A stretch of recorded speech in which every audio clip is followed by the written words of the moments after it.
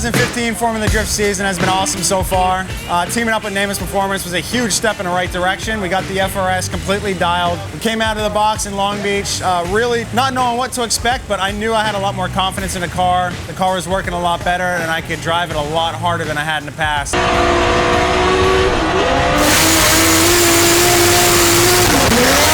We were really stoked to walk away there with third. Almost had a shot at first place, but we had a little mechanical failure.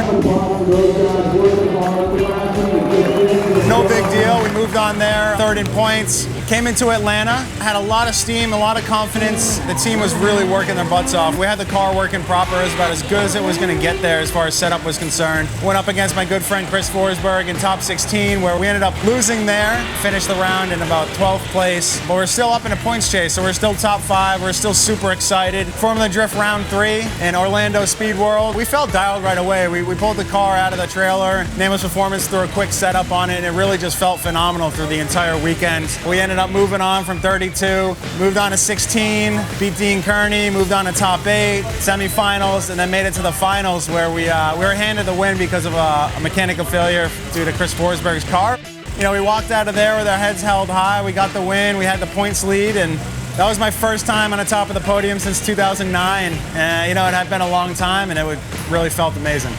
Coming into Formula Drift, New Jersey, my hometown track, the closest place to where I live in New Hampshire. It hasn't been well to me in the past, but you know, I was just determined to try to get a podium there. It's been so long running there without doing quite well, so the car was feeling really good.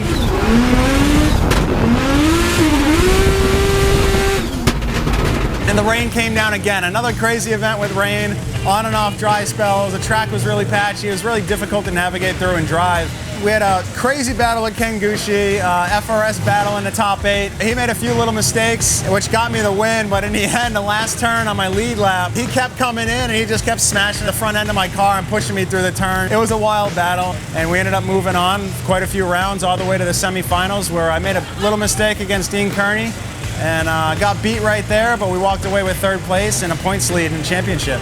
This season has been one of the best seasons I've ever had. The team is on point this year. The car feels absolutely dialed, and my driving has been some of the best I've ever done. We're going to keep pushing hard for podiums, and hopefully by Irwindale, our Scion Maxxis Tires FRS is going to be at the top of the championship.